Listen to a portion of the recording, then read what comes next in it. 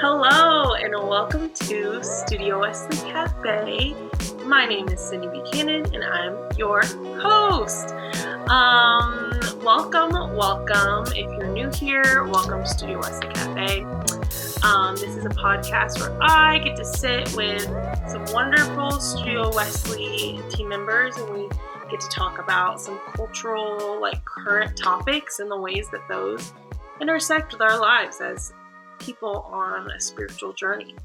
So today we have one of our current events segment where I and another staff member get to sit and hash things out that's going on in our sphere. We're hashing it out. We're hashing it out. We're chatting. We're gabbing. And today I have Grace Rogers with me. Hi. Hi, Grace. Hi, everyone. I'm Grace.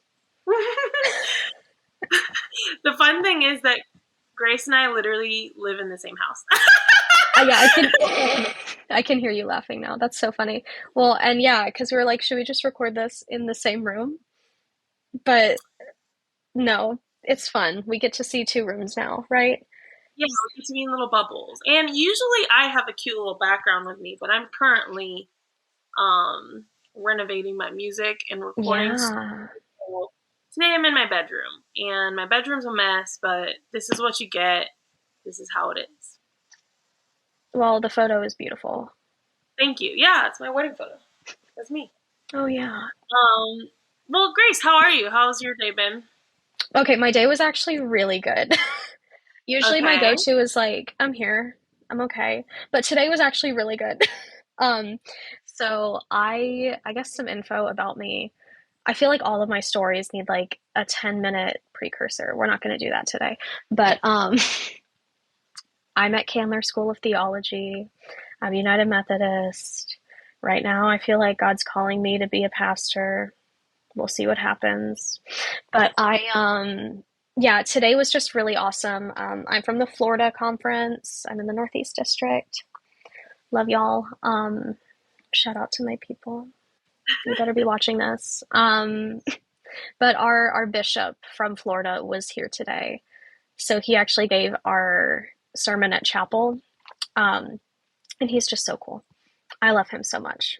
And everybody has to come up to say like, oh, thank you. Like your sermon was amazing. And it was one of the best sermons I've heard in a long time. It was on my favorite passage. It was 1 Corinthians 13, which like everyone loves 4 through 7. And I feel like that's kind of like basic. I'm an Enneagram 4, so I have to be different. Classic. But I love 1 through 3, which is just like if you're not actually loving people, then like nothing is worth it, essentially. Love it. But he preached on that and it was amazing. And then for my Old Testament class, a bunch of us dressed up like our professor. He's just so quirky. And like he always is like dressed to the nines. He always has like a nice button-up shirt and a blazer and a bow tie, and they're always like super cute patterns. And he's just like classic professor, and he loves what he's teaching. Today was a mess because we like took a long time to just to start class because we had to like laugh and get pictures. But they're switching our Old Testament curriculum around, or our whole school curriculum really. But we did what he would usually have 4 lectures on in 1 lecture. Oh, wow. So it was chaos, but it was a good day. Yeah. We all just had a great time. Today was just like the best time ever. What did he say? Oh, he loved it.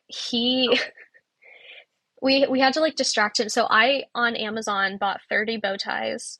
And last night I steamed and pressed them because they came in this like vacuum sealed package. So they were ready. And he was just so shocked. And apparently every couple years, like a class does this. So we're not the only ones. Like people like do this all the time, which is hilarious. But we were like passing them out right before class. And I ran into the room and I was like, everybody get over here right now. Or like I saw some people early in the morning. Class is at 1:15. But I saw some people early at like 8:30, 9. And I was like, I got the bag. And so they come up. I'm like passing out these bow ties. I'm like, he comes in at 9:45. We need to put them away by 9:45. But no, it was great. And he loved it. He was kind of flustered. And he kept saying like, he's like, you guys just look so sharp today. You're so good look, like you're just dressed so well. And I'm like, I can't even focus on my lecture. You guys are just like, you just look so great right now. You're dressed so nicely. That is so wholesome. He's amazing. He also plays banjo and dobro and jazz. Oh, He okay. just he does everything. Okay. Banjo, jazz. This guy seems pretty cool. Oh, he is. I No, feel he like really he's a is. yeah. Wait, so Grace, what is you work for Studio Wesley. What is your job Yes. title and what do you do behind the What is my job title? That's a great question, Derek. It's I think it's media assistant is my like official title. Um, but I'm just kind of like available for whatever. Which I feel like is like plenty of us. We're just available for what's needed to like continue putting out like amazing content, continue to like not just the content that y'all see on here, but like so many things behind the scenes.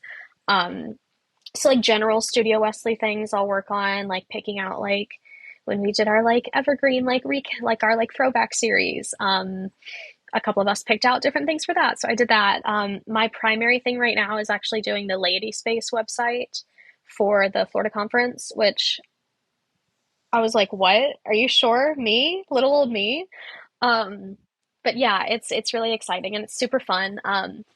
Me and Mike Yerrick, um, we're kind of like tag teaming it to get like it like up and running, and scene? then it's just sending out like little updates every week and things like that, and being available for your show right here as well. Yeah. So, and eventually we'll Yes. add more stuff. I'm new to the team, and Derek wants to make sure I'm not overworking myself, which I do anyways. But like this is one of the more fulfilling things to overwork with. So, Yeah.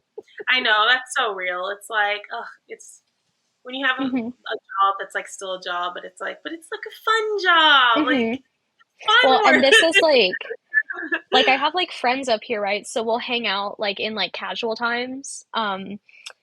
But everything is Candler related. So hmm this is not only like my like Florida UMC connection as well. Which it's not just Florida at this point. Like we're just kind of all over wherever. But like um this is my like just neutral UMC space, which is really nice. Yeah, Um yeah, yeah. yeah. Well, thanks for being here. I before I guess we dive into some of our Mhm. little topics today, I did want to just like take a moment to acknowledge that it is interesting time to be engaging with the internet and with pop culture. Mhm. There's just like a lot going on in the world.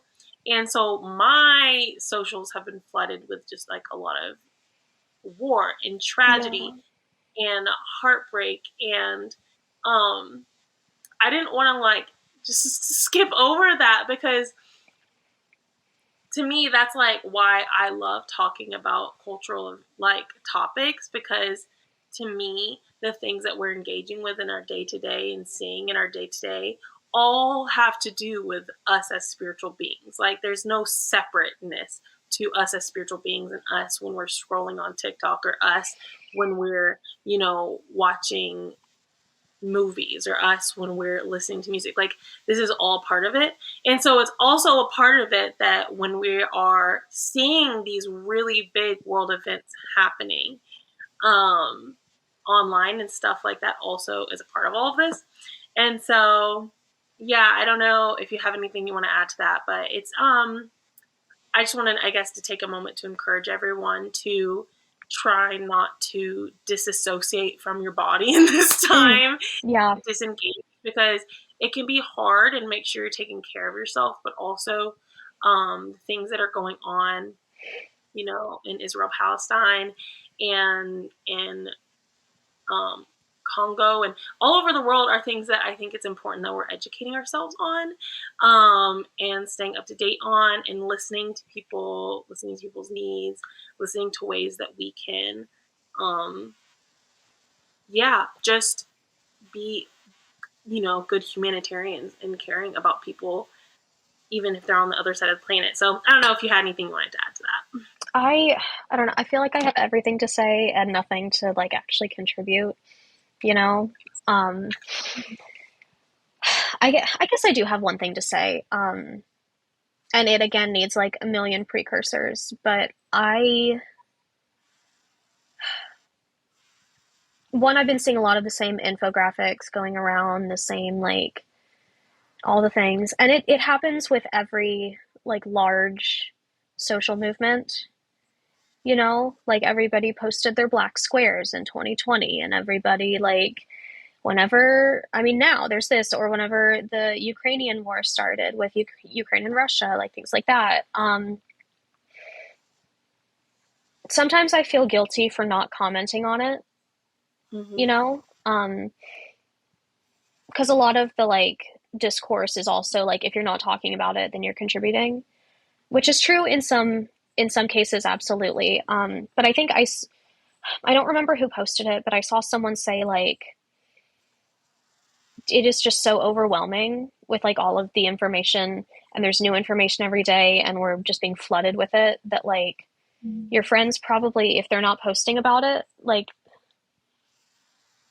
they're probably not educated on a topic this big enough to actually like Mm-hmm. say something. And I think that really resonated with me because like it is that almost like guilt factor of, one, why am I not talking about this? And two, like I'm sitting here in my house that both has like we have the heat on and I have my fan on high. Like it's like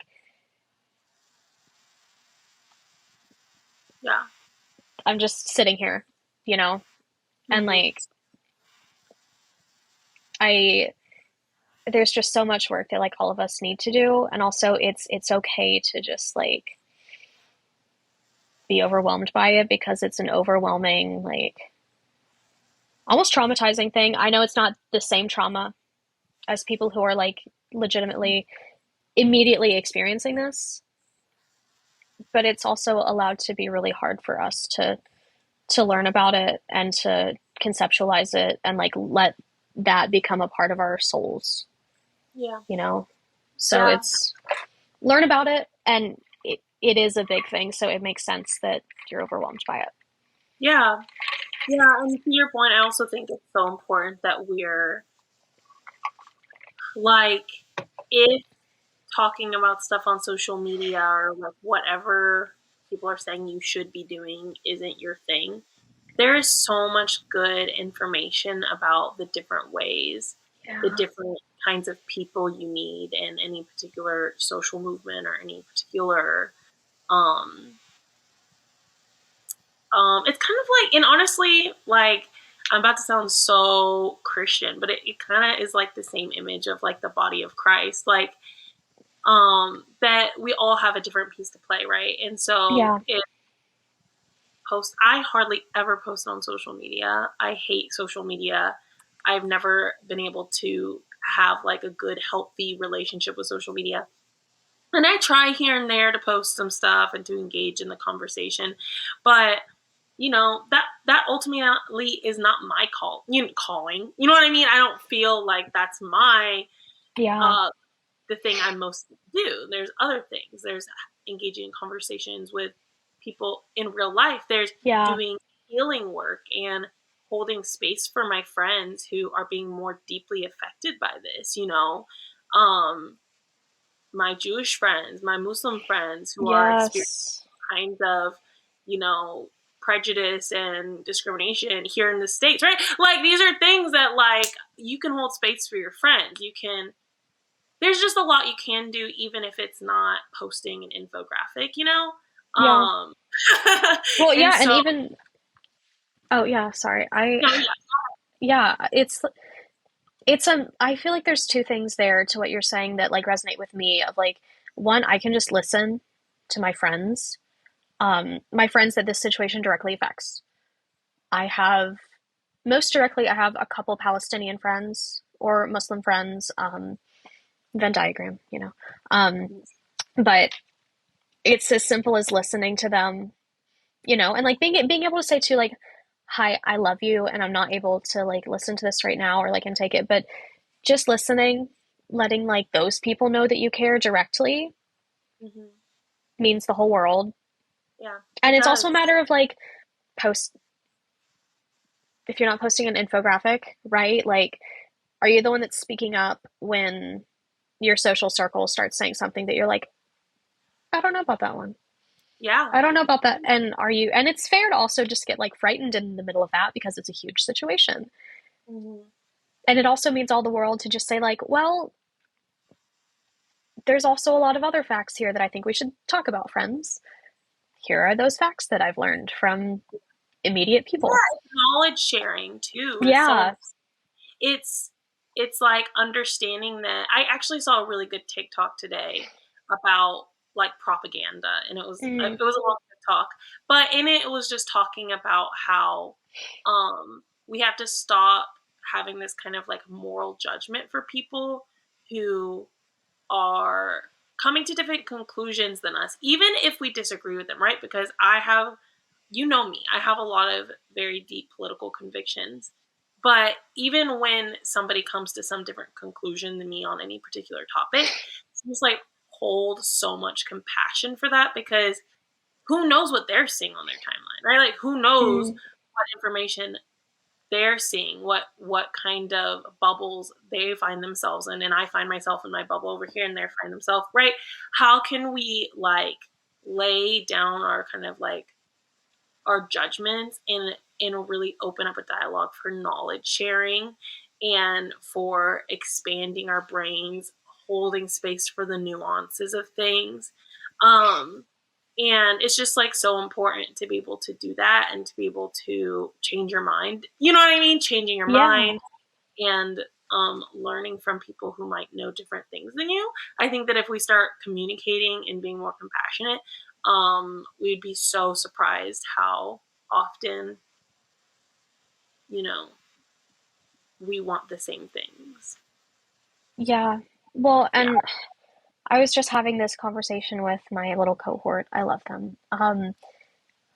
Whenever you cut someone off, like I was going to use you and I as an example, but we actually agree with a lot of things.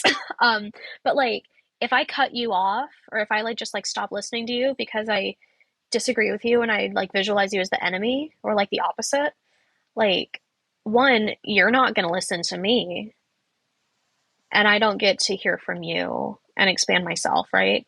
Because it's either going to expand me or it's going to remind me why I feel the convictions that I do, you know? And like when you cut people off, like when you make someone the other, or I want to say excommunicate sometimes, like it's just like when you lose it, you lose the opportunity. Yeah. And Yeah. sometimes you have to. Sometimes you do Yeah. have to.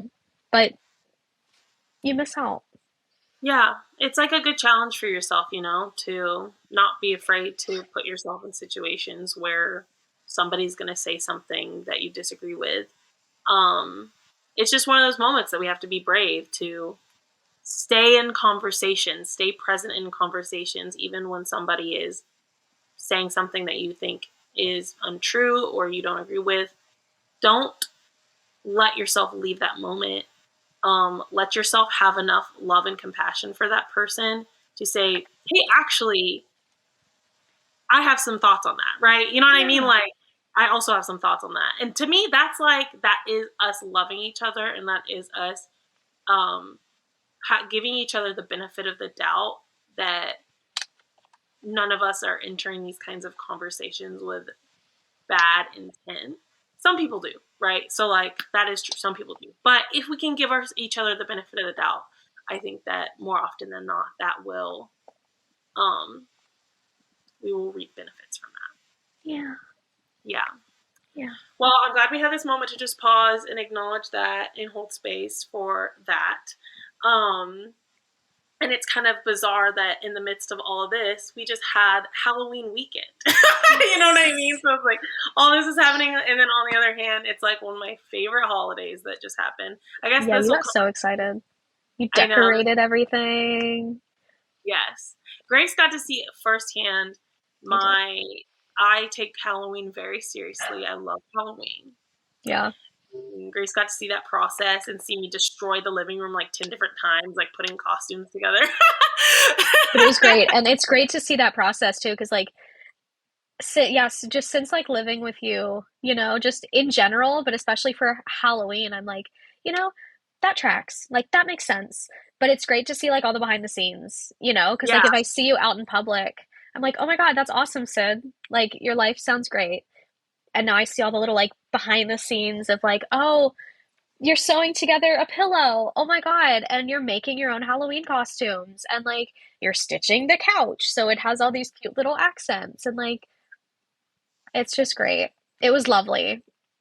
I It loved was seeing the living room fall apart because it was so beautiful as you did it. thank you. Oh my gosh. What were some of your favorite? Did you see any like Halloween costumes that really stuck out to you this year? I feel like it was so good this year. People did such a good Yes. And so I was just looking at an article this morning about celebrity. It was not an article. In my mind, it's an article. I was looking at a Twitter thread. I was on job. X, and they were it was just like some of the best celebrity Halloween costumes. Oh my God. I think Halle Berry. No, whoever it was, Chloe Bailey, someone. They were Oh Whitney yes. Houston. Oh no. I'll find it and I'll show you. But like, people are just so like the celebrities. I know they're dedicated and they have the money to make things happen, but like they did a whole like so many celebs did a photo shoot this year. So like some people were like Janet Jackson, Whitney Houston, just so many things where they did a whole like album photo shoot and everything. It was amazing. Um, Yeah, Megan the Stallion, I forget who she was, but she's all of her photos. she's perfect. She is. I love She's just amazing and I love her. yeah. And I say that about a lot of people, right? But they're all amazing and I Yeah, love them, they really including made Meg us. the Stallion. Yeah, it was just amazing. In real life, um, I don't know, I saw this one person was like Mermaid Man, and I just thought that it was like, no, you did really awesome with your costume, I will say. So, for context, everyone, we did like a big group costume. So, like, you and like your whole like family, kind of like the branches of the tree. Um, y'all, we were all SpongeBob. And then some like friends who are not like legal and like genetic family, but like it's family. It's all family. And Yeah, so 100%. we were all different SpongeBob people. I ended up as Squidward, but you and Austin or Mermaid Man, Barnacle Boy. Um, I thought y'all's weekend costumes were great. And when I was driving home on Halloween, there were these dogs, and one of them was a cow, and it had the little udder, like it had like a like wrap around its like chest, and it had udders. And then another one was a ladybug, Oh and my so it god, had this thing across its back, and it was sparkly, that and I is so think it cool. had little. I It was love so them. cute. It was amazing. I also one of my favorite babies in the world. My friends had a kid like last year. And I love her so much. And she was a bumblebee. Oh, I feel like I'm pretty sure my first Halloween I dressed up like a bumblebee. Well, I That's didn't dress so myself. cute. My mom did. Yeah. It's the Cute every perfect baby costume. yeah, it's Especially cute if every they like this girl like just started walking. So she's like and she's a bumblebee with it. So she's just like going around like the mom and dad were like a beekeeper and like some other stuff. So it was like the perfect group. But like I feel like baby I costumes and dog costumes we need to talk about more. Yeah, I agree. I actually saw a whole TikTok of a guy reviewing dog costumes, and he was giving his top favorites. And the last dog, he's like, and of course, my number one spot goes to this dog, who it was a three-legged dog, and the dog parents made a little outfit for it with a little piece of Velcro on the back, and they stuck a camera to the dog's back, and he was just like a tripod. I was literally Yeah. screaming, throwing up. It was so cute. There were so many, and honestly, like everyone was so committed to the bit this year that it has Yes. me thinking, like, what has happened to us that, like, I almost feel like it maybe is a part of this same movement of, like, cringe being dead and us Yeah. starting to, like, reclaim loving things and being obsessed with things and, like, Yeah. not judging each other for it, because people have been going all out, and I love it because it's like Halloween is this day where you get to see people being so, like, unapologetic about what they love Mm-hmm. and spend time dressing up. Literally, it's a big night of dress up, and that is And it's so so fun. And it's you so fun. plan it for so long. You And plan there's it, such you a thing now. There's like a million different Halloween events too, so it's not just Halloween night. And I feel like this was the perfect year for it because Halloween was on a Tuesday. It was on a Tuesday. So you have all weekend to do your like lively Halloween stuff. yes. And then Tuesday, you just do like a whatever kind of costume. And like it wasn't whatever, but you know, like you have time to do like you can just full send so many different vibes. So many different vibes. So many And vibes. Like I I went from Cowboy Barbie to Kim Possible during the day to Squidward at night. The versatility. Impossible Squidward by night. Um, I think one of my favorite costumes I saw.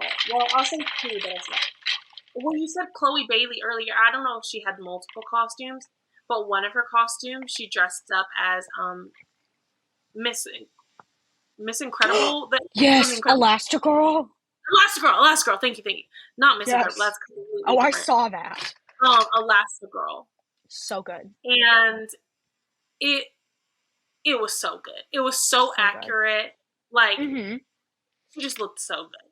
It's why I love Celebrity Halloween because they have the money to make that happen, you You know, know? right? She had the latex and everything. Like, she was shining. You know, they had her, like, sparkled. Oh, it was so good. And then my all-time favorite this year has to go out to the boys, Boy Genius, that dressed up like the Trinity. They were the Father, Son, and Holy Spirit. I didn't see that. I'm looking it up right now. I did not see that. It was so good. Um, yeah. So Halloween was your face. If you're just listening to the audio right now, Grace has the biggest like jaw on the floor face. And Uh-huh. if you haven't seen Boy Genius's costume, you need to look it up. It's amazing. And they're like, they picked the perfect ones for each of themselves. Like, they No, just picked truly. the perfect ones. Like, Anyway, yeah. it was so good. It was so good. Mm-hmm. And Halloween was amazing, and now I'm like thinking about it's over now, sadly. And it's always like this time where I feel like I hit that kind of like lull of like, okay, the other holidays are coming, like you start making plans and I don't know. For me, I get really stressed around the holidays. Holidays always feel like it's like weird because you get to take time off work, but it simultaneously can be really traumatizing just being around family and stuff. So I don't know. How are you preparing for the holiday season? I, so my holidays used to have like really like deep, deep traditions. And it's just changing now. And I don't like it. Mm. Yeah, so my grandma, Eunice, she went by Jane, but her birth first name was Eunice, and I didn't let her live it down. When I saw that on her birth certificate, I said, Eunice. And like there's something for like respecting people's names, of course. This was like in like a joking way, and she was fine with it. But like she was fine with it. But No, like it's your grandma. You're allowed to do that. it's my grandma. I can bully You can whoever I bully want your in my family. Yeah.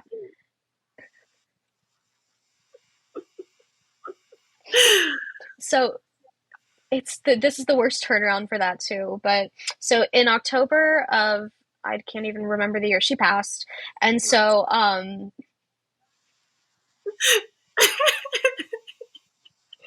but she was like the matriarch, the stronghold. And our Thanksgiving, like it was a giant family reunion of her husband, all of his siblings. There's so many of them. I think the oldest one just passed, but the last two that were living were like the oldest one and like the baby. She's not a baby. They're all old.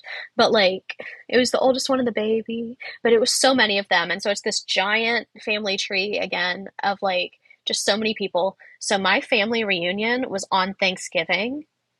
Oh, so good. And we did one last little like everyone together type of thing. Um, the year after. I guess she passed in 21. Yeah, 21. And so 22 Thanksgiving, we did one last like shindig. Um and yeah, it's different this year. Plus I'm at school now, so my schedule is different. Um I think I'm really excited to like make more traditions now, and it's sad to let go of like other traditions because I'm a four, like I said, I'm autistic. So when my patterns get messed up, when like we don't play with that, And so um I love tradition. It's why I'm UMC. It's why like but it's hard to like let that go. But it's also Mhm. really exciting to like see what new stuff I'm gonna do, Like my friends now, I'm developing really like deep, good friendships with my cohort at school. And so I feel really hopeful that like we're going to start doing like a Friendsgiving type of thing. Like just little that like I can just sense it. We haven't talked about it, but it feels like Yeah. that kind of vibe. So it's going to Mhm. be great regardless. So I'm excited to start some like wintertime tradition kind of things that way. There's a revolving sushi bar up here, like a conveyor belt sushi, and I've gone a couple times. I love it. You know how much I love it, and I can't spend that much all the time, but every so often, I'll go. And one of my friends, she's like hot tea during the winter time is just like her favorite thing ever, and so we are like hyping up like we're gonna go get sushi and hot sake and hot water and tea and everything, and it's gonna be good. So like little things like that, I think I'm really excited. I love the winter. Christmas time is my favorite season, and also Thanksgiving for like the family element. um but yeah, just everything about the winter I love. You can see like I finally like, well, if you're only listening then you can't see, but you should watch us in that case. But like you can see all of my little sweaters up. I just The winter time is my time. And last winter was Mm. really awful just for some reasons that we don't have to get into, but like I'm just excited to have like this is Grace's winter, I think. The way it Yeah. should be, the way God intended. Yeah. So, That's so good. Honestly, mhm. like I totally feel you with the like it can be so hard letting go of tradition, and I think that that's something very unique to this kind of portion of life, being like in your kind of 20s and like um being more independent. Obviously you become independent at 18, but kind of like those first like years of your independence is kind of like taking baby steps. And then Yeah, you hit this point you where still have it's a like, lot of handhold. yeah, and then it's like you hit a point where um you just got to embrace that like things aren't going to look the way they maybe always did, either growing up or whatever traditions you may have around the holidays. And that can be really hard, and it can be really good for some people. Like, I think in some ways I've loved it and being able to make holidays whatever I want them. But Yeah. on the other hand, sometimes when that like holiday nostalgia hits, it can be hard because it's like, oh, like growing up is hard. And it I feel so old. You just all of a sudden you just like can see your whole life through these like little moments of, you know what I mean? Yes. Like, Yes. I don't know. It's so like you're just like, how did I get here? The time, where did it go? And I don't know. It Mhm. just makes me very existential. And so I feel like I always want to like, I don't know, check in with your buds this holiday season. Yeah. Um, because it can be quite the experience, and it can be good, right? We can thrive during these times, but it can, and I think the challenge is definitely it helps you grow. But I also think it can be one of those times that it's like, what is happening? Like, Yes. Well, because you see all the past stuff that you've done And now you see everything that you have to do in the future because of it. Like, I just want to light a candle and watch a movie. That's all I want to do. Have some friends over. I can tell you what, we're going to have some great decorations in this house. I don't want to think about all of I don't want to think about all the extra stuff. Yeah. But it's good to like sit back too and kind of think about it too because it's fun to plan. And Hmm. like the anticipation can be really awful, but it can also like sometimes it is as simple as just like reframing it of like there is the negative anticipation, but there can also be the really like kind of comfy anticipation of like Mm. hee hee hee hee hee. Yes. Yeah. It both things at the same time. I think. Yeah. You both it. Yeah. So okay, I'm gonna pivot us a little bit to talk about some little trends I've been seeing lately. Oh, did I you see pivoted. this? I bought a rolling chair and I'm gonna use it, you guys. I Your hair looks so majestic. I washed it. Thank you. Yeah. Okay. So Grace, what is Laps? I have been receiving all of these invites, okay, text of people telling me to join this app, and I think I understand it vaguely that it's another photo app. But what is Laps? I know you have it. Why Yeah. do you like it? What might it not be good for? Give me the down low. Yes. In this TED Talk, I will one establish the best things about laps, the kind of sketchy things about laps, and why everyone needs to download laps, unless you have an Android, because they're not on Android yet, which is devastating. Mm-hmm. That really sucks. Um, some of my best buddies are on Android, and I want them to see my lapses, and it doesn't work.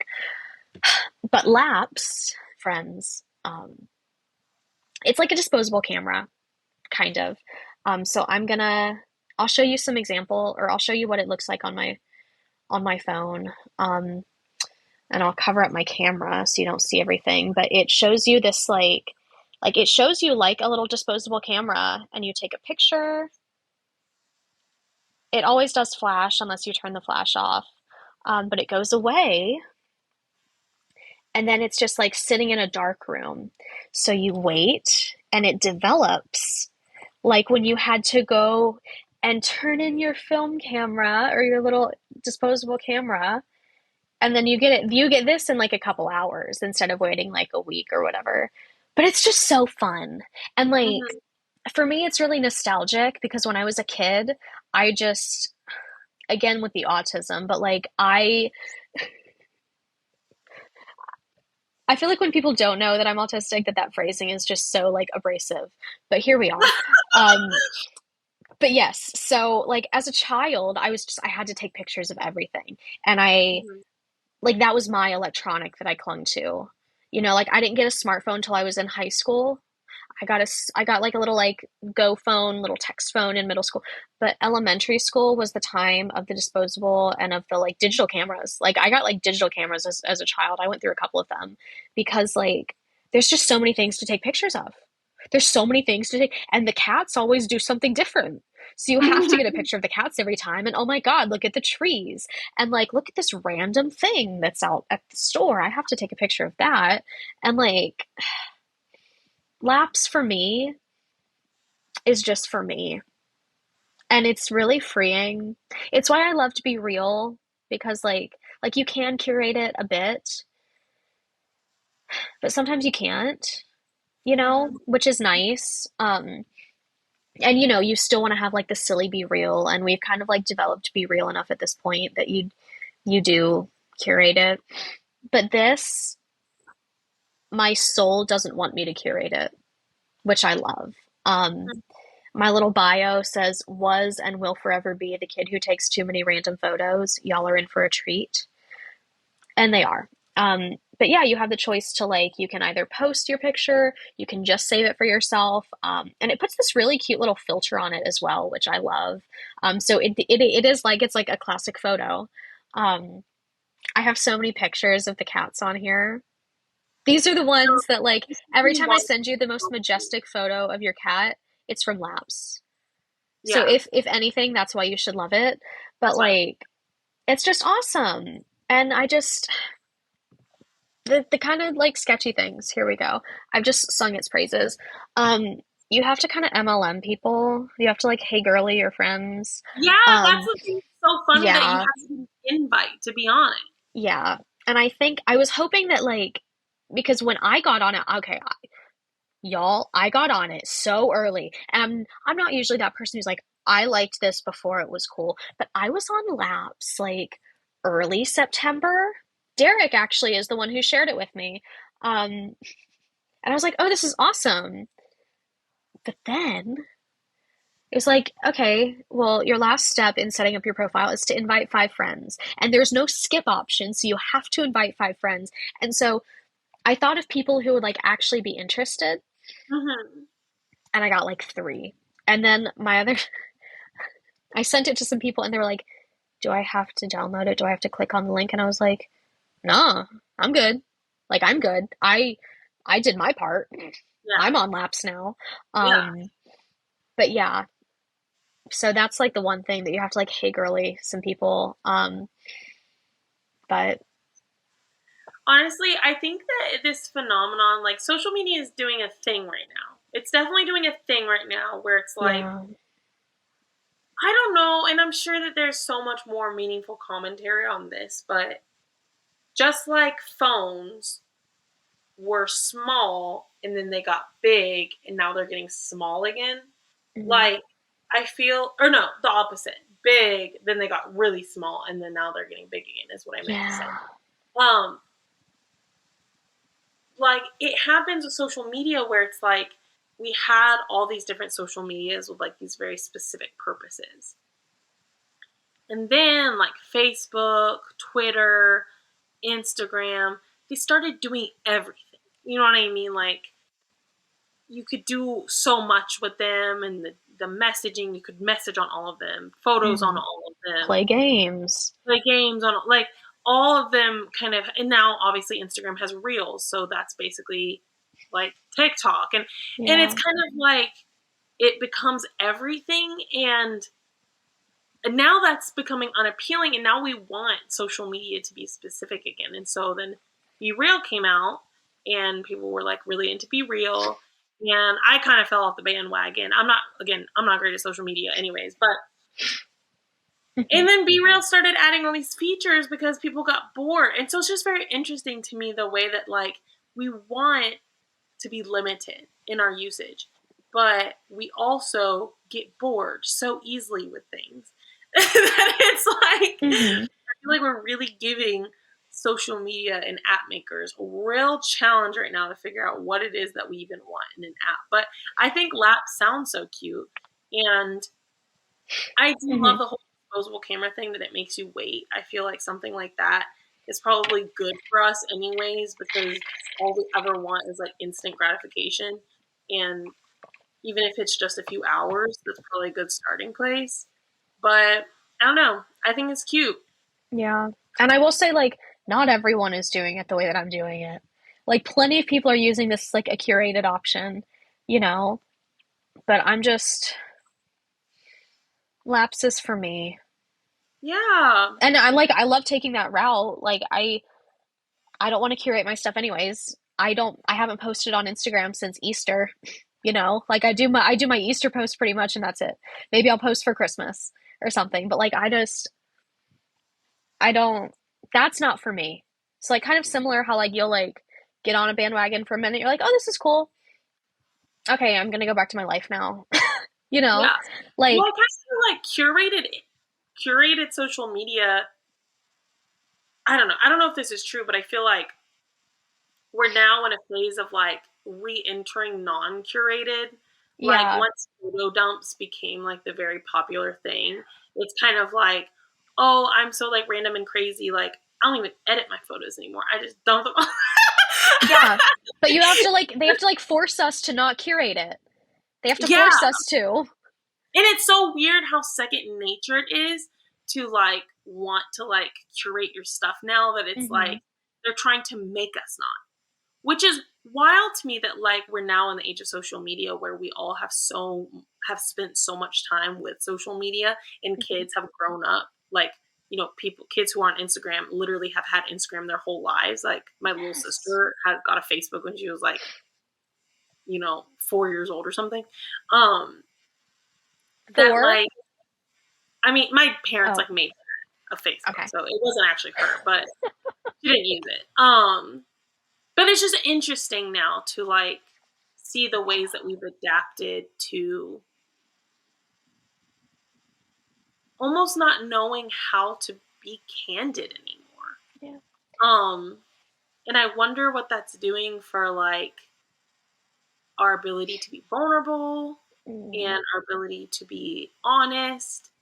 Um, because we also have this like realism that we get to see online, like on TikTok. Like I swear every other thing is somebody like crying on my people love to cry on the internet now, And Yeah.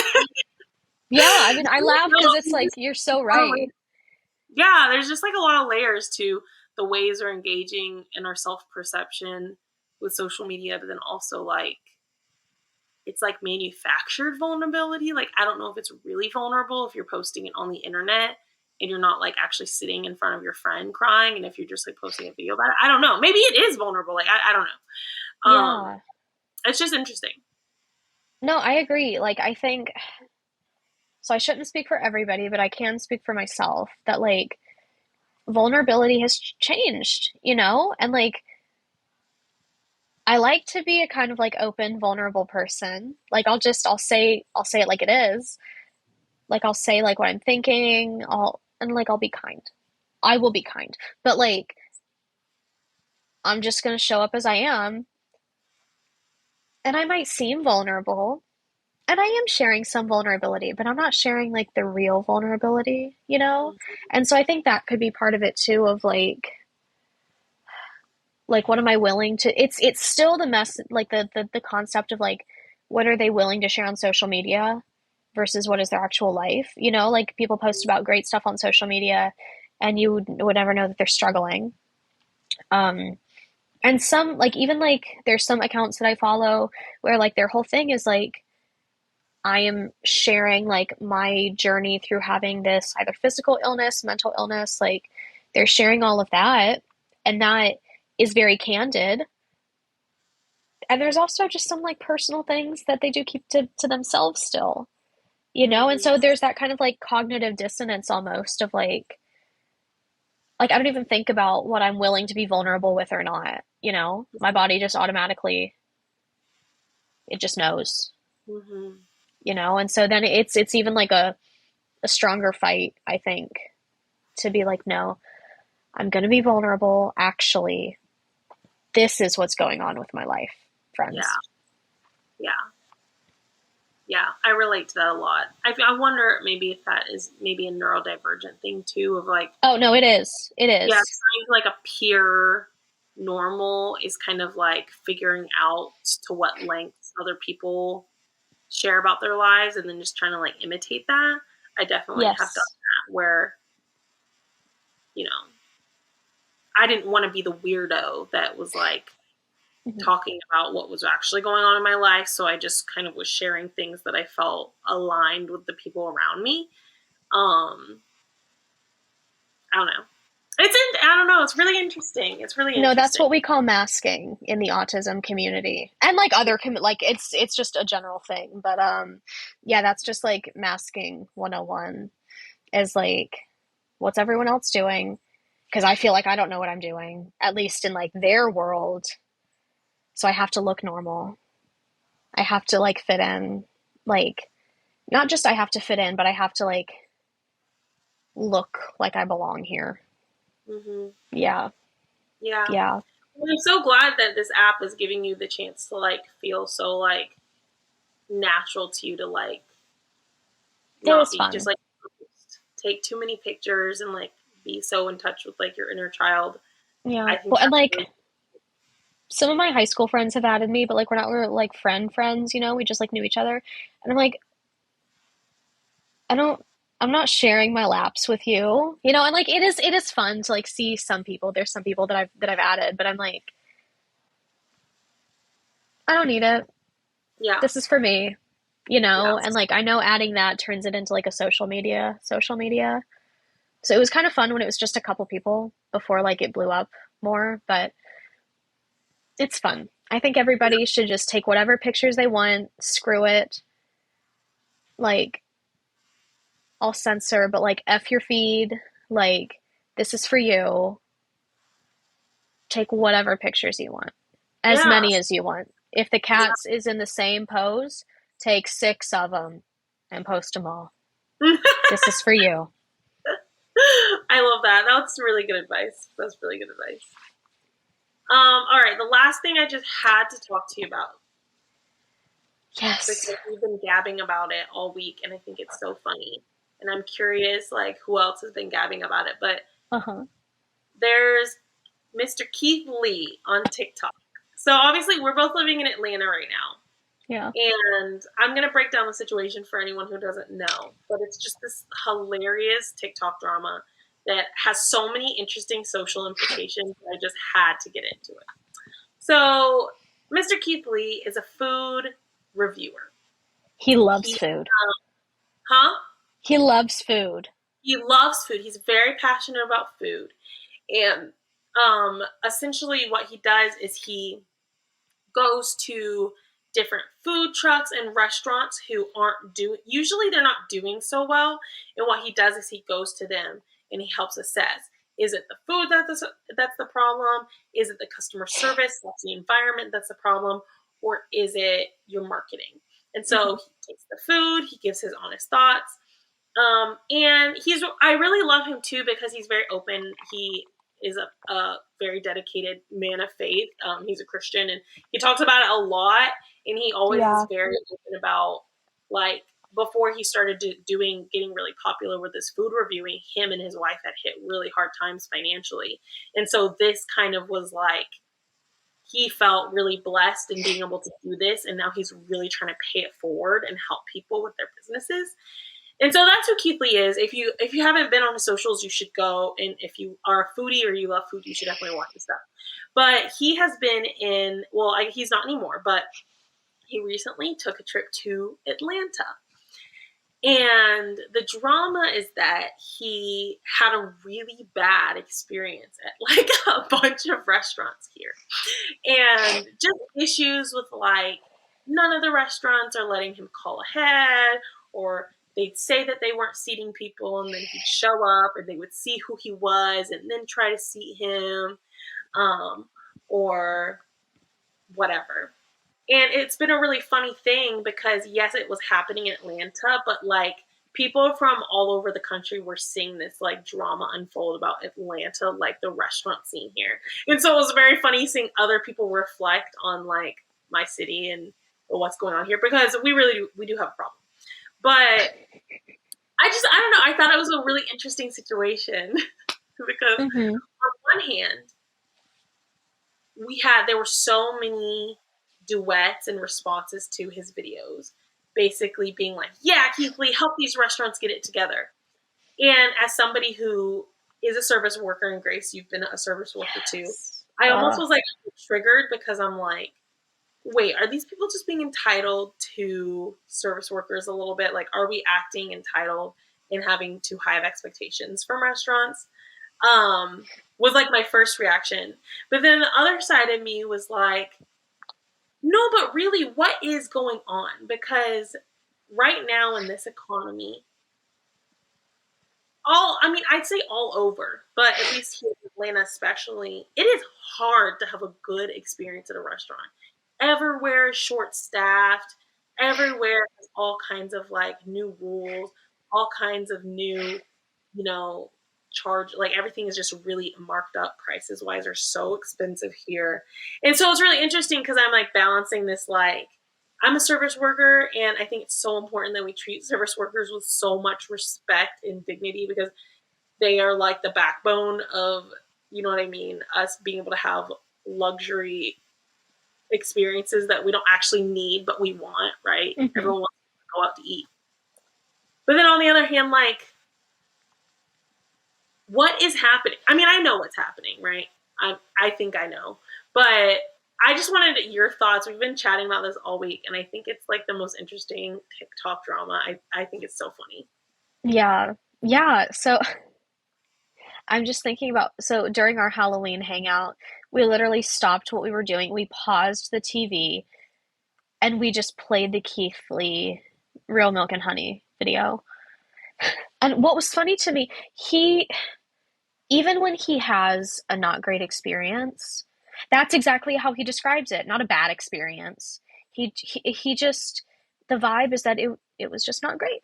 It just wasn't the vibe for him, you know? And like his his Real Milk and Honey video was more like disclaimer than it was actual review because they wouldn't let him eat there. They probably would let Keith Lee eat there. I don't know. I don't know. I've never been to the Real Milk and Honey. Never. So I can't really comment on what their usual standard operating procedures are. But there was another restaurant where they told his family there was an hour and a half wait. And then he came in and then they just let him know like a couple minutes later. They're like, oh, hey, your table will be ready in like 5 minutes. And he would not eat there. He decided he would get takeout, but there were some people were dressed to the nines inside the restaurant, and then outside of the restaurant there were two groups that were waiting in their cars. One of them was for a to-go order, one of them was for a dine-in. One of them had been there like an hour and a half, one of them had been there an hour. And so he wouldn't let them like give him his takeout food until they gave the other people their food and sat the other people. Because like for me, so I have done a lot of different restaurant things. I started as a host and I hosted for a couple years and I had to like revamp and rewrite our procedures for when COVID happened.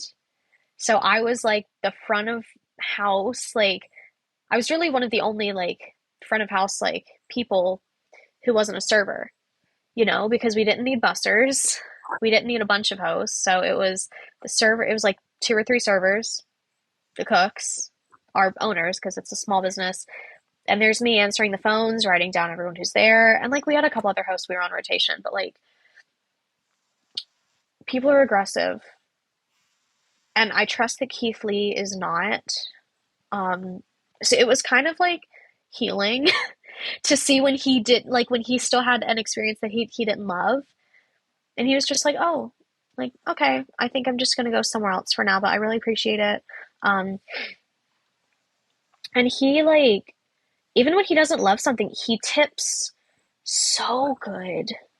Like he'll still give like a couple $100 as a tip. But then for the places he really loves, like one lady, she stayed open for him and his family after they got back from Six Flags. And he was like, how much money did you make today? And it was like 2,800 or something. He's like, okay, I need you to charge me 2,800 and add gratuity. And just something like that, like the generosity and the way that it impacts service employees, like it's indescribable almost. Like just the difference that a good tip makes and a kind interaction. Like I go back and forth on, or I would, like when I was working, I was a host and then I was a server for a while and then I bartended. And bartending was the best for me. I love it. I love cocktail creation. I love the immediate interaction. I have like the bar is where my people are. I feel like I'm like best friends with all of my bar customers. But I would go back and forth on, do I want to suffer through a negative interaction and get tipped really well? Or do I just want a kind person, regardless of how much they tip me? And it's a mix, right? It's a mix. But like the kindness, I think it just goes a really long way. Because you're right, like people forget that service employees are humans sometimes, I think. Someone spanked me one night to like get my attention. They had that, yeah, no, yeah. So they had their like little like checkbook and I was turned around taking like a seven tops order. It happened to be my friends. This table didn't know that. I wasn't acting different. I wasn't taking extra time.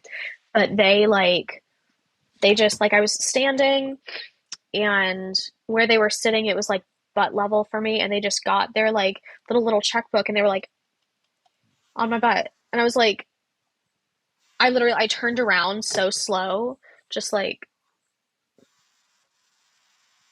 didn't say anything, took the book, turned back around, because you can't treat people like that. No. And I could do so many papers on it, really, Yeah. because like it's interactions like that like remind me, and people can be mean without doing like actually like unethical things like that. Like there's a large spectrum of ways that you can mistreat anyone, but especially your service employee. But it's just very healing to see Keith Lee's interactions. One, for the restaurants that he loves, but also for the restaurants that don't treat him the best, or don't treat his family the best. Mm-hmm. Like some restaurant, like even for Keith Lee, he decided that he didn't want to go. He was just gonna leave and go somewhere else, and they followed him outside and tried to like coerce him to go eat at their restaurant, and he was like, "I'm just Keith. Like, social media aside, I'm Keith. That's Mm-hmm. me." And like, you just we got to treat people better. Yeah, And that's such we a do. general statement, but like we have to like No, we do. And not business spank owners, people first off. yeah. Yeah. And I'll just add like yes to everything you said, and I'll add like one more thing. Like it's really like I think important that when we're talking about treating people better, generally, we are also specific about how it is that we need to treat people better, right? Like just Mm, saying kindness is everything, be kind, doesn't get you very far when you're not being specific about what it is that needs to happen. And it's funny because it's like, yeah, this is Keith Lee's TikTok is just like a little TikTok drama, but it hmm. really had me thinking so much about um, how service workers are obviously economically one of some of the lowest paid employees, and that's not Yeah. across the board. Obviously, bartenders make can make a lot and so on, but like generally speaking, you're not making bank working at McDonald's. Yeah. And I mean, I think that it it's important for us to really pay close attention to the ways that we're treating service workers as people who are not whose job is not attributing to their social status, right? That Mm, you have a certain kind of social status being a service worker. Obviously, firsthand, I'm a service worker. Um, and anyways, Jesus was always so specific about treating the least of these as the best of us. You know what I mean? And hmm. taking care of them as if they're the best of us. And so it really had me thinking about one, how I, as a customer, and I think this is important as we enter the holiday season, how I, as a customer, Hmm. am treating and engaging with my service workers and how I'm consuming, right? What kinds of things I'm spending my money on. And then also how business owners, we have to start holding business owners to a higher standard because at the end of the day, I would bet money that what's happening is Keith Lee is going to these restaurants of business owners who might have hit some hard times just because of landlords and how much rent is going up and stuff. And so then that forces business owners to raise all their prices, cut their staff in half, and make all these weird rules because otherwise the restaurant falls apart because they don't have enough employees actually working and getting stuff done. And then that trickles down to customers having a terrible experience, right? It kind of goes all the way up of this like power structure and how the people up here end up affecting the people down here. And so it's like, it's silly. It's TikTok drama, but it's like a perfect example of the way that social media and the real world are like me. You know what I mean? They're not separate from one another. They're just like social media is a reflection of what's happening in the real world, you know? Yeah. Yeah. Well, and like, it's just so interesting too to see the distance from like the way that Keith says to treat people. Like he always says like, don't send these people hate. If you're interested, then you need to go there for yourself and form your own opinion. But like, please don't hate on any of these people. Like, that's not what this is for. I'm here sharing my experience because you asked for it. And yet people will go and send like death threats to restaurants, and they'll get the restaurant's name wrong, and then they'll send death threats to a different restaurant that's not even related, and then that restaurant is messaging him, and they're like, can you say something? Because like we're getting death threats and we don't even know like what's going on. And like, you're exactly right, Sid. Like just laying out a more clear-cut example of like, we see the way that Keith Lee interacts with his followers, with the restaurants that he's at, like, or at least how he describes it, right? Like we see the way that he describes people in need who like their businesses are struggling. We see the way that he composes himself, the way that he like publicly says to treat these restaurants. And like, yeah, it's a great example to follow, you know? And